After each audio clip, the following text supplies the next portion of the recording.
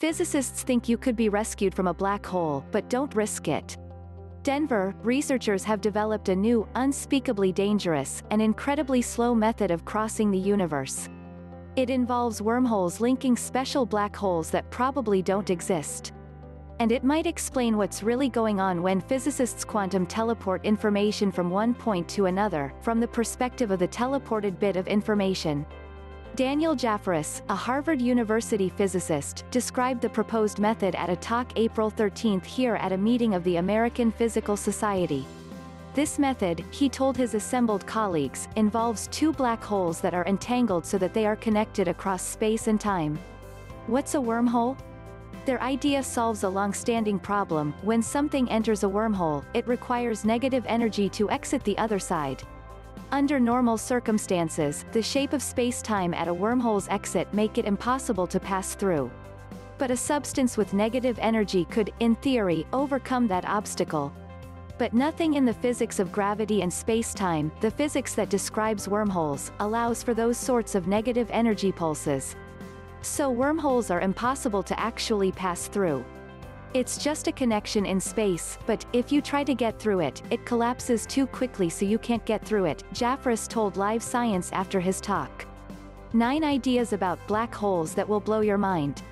This older model of wormhole dates back to a paper by Albert Einstein and Nathan Rosen, published in Physical Review in 1935.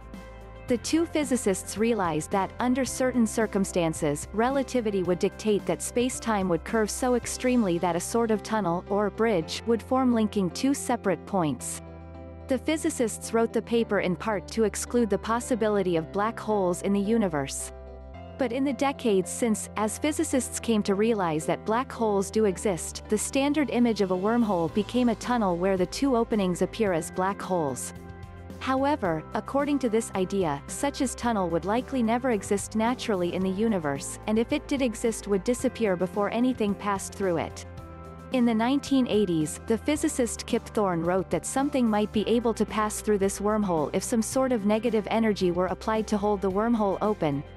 Quantum entanglement. Jafferis, along with the Harvard physicist Ping Gao and the Stanford physicist Aaron Wall, have developed a way to apply a version of negative energy that relies on an idea from a very different area of physics, called entanglement.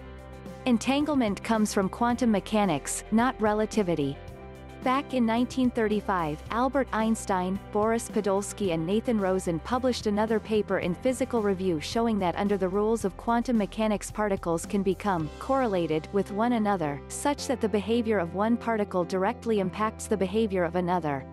The 18 biggest unsolved mysteries in physics. Einstein, Podolsky, and Rosen thought this proved something was wrong with their ideas of quantum mechanics, because it would allow information to move faster than the speed of light between the two particles.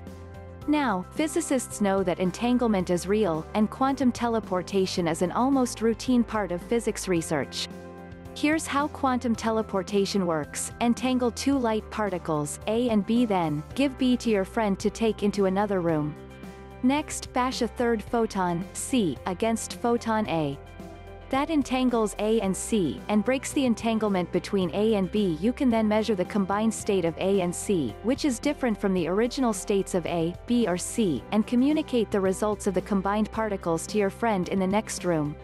Without knowing the state of B, your friend can then use that limited information to manipulate B to produce the state particle C had at the start of the process. If she measures B, she'll learn the original state of C, without anyone telling her. Information about particle C functionally teleported from one room to the next. This is useful, because it can act as a kind of uncrackable code for sending messages from one point to the next. An entanglement isn't just a property of individual particles. Larger objects can become entangled too, though perfect entanglement between them is much harder.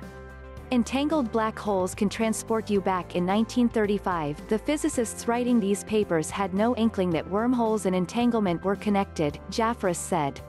But in 2013, physicists Juan Maldacena and Leonard Susskind published a paper in the journal Progress in Physics linking the two ideas. Two perfectly entangled black holes, they argued, would act as a wormhole between their 2 points in space. They called the idea equals EPR because it linked the Einstein-Rosen paper with the Einstein-Podolsky-Rosen paper. Asked if two fully entangled black holes might really exist in the universe, Jafrus said, No, certainly not. It's not that the situation is physically impossible. It's just too precise and huge for our messy universe to produce. Producing two perfectly entangled black holes would be like winning the lottery, only zillions upon zillions of times less likely. And if they did exist, he said, they'd lose their perfect correlation the moment some third object interacted with one of them. But if, somehow, such a pair were to exist, somehow, somewhere, then Jafrus, Gao and Wall's method might work. Their approach, first published in the Journal of High Energy Physics in December 2017, goes like this: toss your friend into one of the entangled black holes. Then, measure the so-called Hawking radiation coming off the black hole, which encodes some information about that black hole's state. Then, bring that information over to the second black hole and use it to manipulate the second black hole. This can be as simple as dumping a bunch of Hawking radiation from the first black hole into the second. In theory, your friend should pop out of the second black hole exactly as she entered the first. From his perspective, Jafrus said, she would have dived into a wormhole. And as she approached the singularity at its neck, she would have experienced a pulse of negative energy that would have propelled her out the other side. What would happen if you fell into a black hole?